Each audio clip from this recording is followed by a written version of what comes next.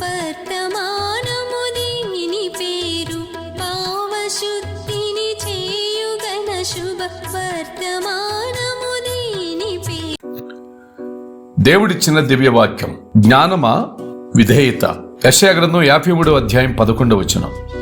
నీతిమంతుడైన నా సేవకుడు జనుల దోషములను భరించి తన్ను గురించిన జ్ఞానం చేత అనేకులను నిర్దోషులుగా చేయను. రెవరెండ్ సిఎఫ్ స్వార్జ్ జర్మనీ దేశంలో హాలే అనే విశ్వవిద్యాలయంలో ప్రొఫెసర్గా పనిచేస్తున్నప్పుడు ఆయనకు దేవుని పిలుపు రాగా వెంటనే ఆ పిలుపుకు విధేయుడై 1750లో భారతదేశానికి వచ్చి తమిళనాడులో 48 సంవత్సరాల పాటు పరిచర్య చేసి ఒక్కసారి కూడా ఆయన తన స్వదేశానికి వెళ్లకుండా తన పరుగును ఇచ్చటే తుదముట్టించారు. జ్ఞానము కంటే విధేయత గొప్పదని చెప్పు సత్యమునకు ఆయన ఆచరణయోగ్యమైన ఒక గొప్ప ఉదాహరణ. ఈ రోజుల్లో మనకు అవసరమైనది మరిన్ని సత్యములు బయలుపరచబడుట కాదు గాని ఇదివరకే బయలుపరచబడిన సత్యములకు విధేయత చూపించుటే ఉన్నది. ఏ తరము వారును ఇటువంటి అధ్యయన బైబిళ్లు ఇతర ధ్యాన సాధనములు కలిగి ఉండలేదు. మనకు గల విస్తారముగా బైబిల్ సాఫ్ట్వేర్ మరియు అధ్యయన కార్యక్రమాలను బట్టి చూస్తే బైబిల్ జ్ఞానమందు అన్ని తరముల వారును మనకు మించిపోయారు. బైబిల్ సభలకు మరియు చర్చా గోష్ఠులకు ఇటు అటు పరిగెత్తుచు జ్ఞానార్జనము చేయుచుంటిమి.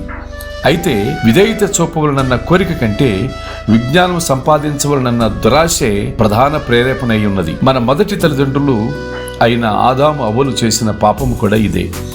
వారు తమ జ్ఞానాన్ని అధికం చేసుకునేవాళ్ళని ఉబలాట పడ్డారు గాని దేవుని ఎదుట విధేయతతో నడవాలని కోరుకోలేదు.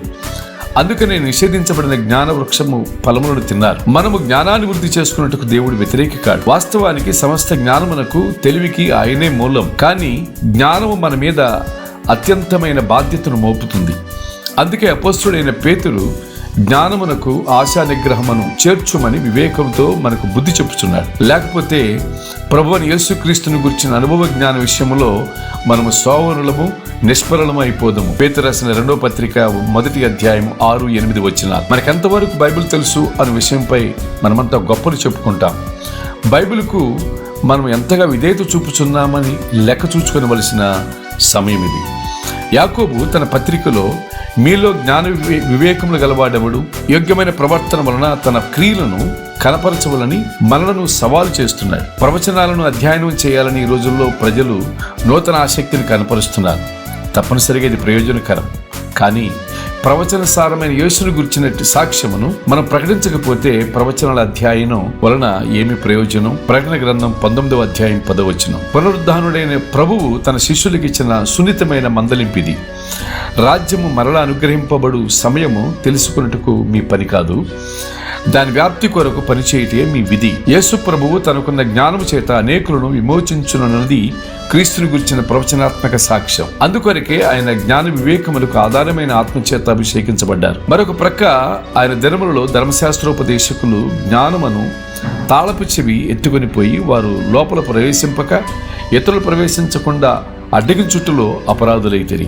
లోకాసువార్త 11వ అధ్యాయం 52వ వచనం. మనకున్న జ్ఞానమునకు తగిన రీతిగా మనము సాక్ష్యమిస్తున్నామా? విధేయతకు నడిపించని జ్ఞానము కేవలం మనలను దురహంకారముతో నింపును. ఈ మాటలు మన వినికిడిలో ప్రభువు దీవించును గాక.